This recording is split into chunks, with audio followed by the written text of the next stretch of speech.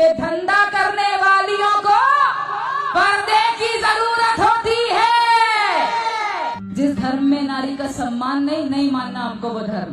हिंदू सनातन धर्म की बात तो सबसे अच्छी यही है कि नारी को देवी रूप में पूजा जाता है।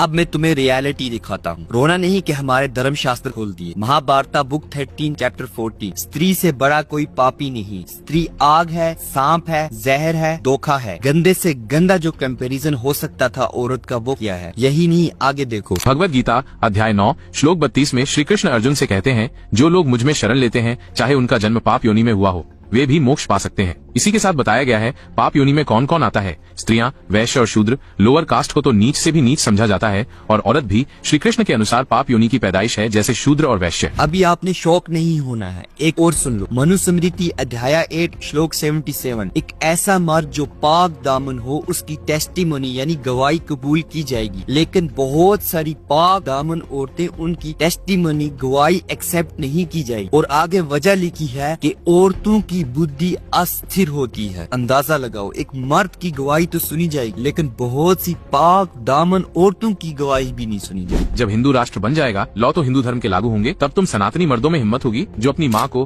बहन को, बीवी को पाप योनि की पैदाइश बोलेंगे या मानेंगे। उसको सोसाइटी के लिए एक जहर मानोगे, उसको सांप मानोगे या उसको हर पाप की जड़ बोलोगे। अभी सोच कर देखो, ये सब अपनी माँ के बारे में, क्या तुम्हें एक्सेप्ट है? और तुम इसको इस्लाम के साथ कंपेयर करते हो। मैं अगर तुमको कहूँ कि तुम वुमेन्स राइट्स लिखो, अपनी माँ को, बहन को, बेटी को सामने रखकर, मैं गारंटी देता हूँ कि तुम ऐसे नीच और घटिया रूल्स तो नहीं बनाओगे। जिस इस्लाम पे ये प्रोपेगेंडा कर रहे हैं, देखो वो क्या कहता है। कुरान 49:13 कहता है, बेशक अल्लाह के नजदीक तुम में से सबसे इज्जतदार वही है जो सबसे ज्यादा मुत्ताक़े परहेजगार है। मतलब न मर्द ऊपर है न औरत, जो जितने कर्म करेगा वैसे ही उसकी इज्जत है अल्लाह के सामने। और कुरान का चैप्टर 4 वर्स 1 कहता है कि अल्लाह ने तुम सबको सिर्फ एक जान से पैदा किया, कोई भेदभाव नहीं। जैसे एक मर्द का मुकाम है वैसे ही एक औरत का मुकाम है। अब अगली बार इस्लाम के ऊपर बोलने से पहले ये एक बार सोच लेना, नहीं तो ऐसी बातें बताऊंगा धर्म शास्त्रों से कि सुन भी नहीं पाओगे।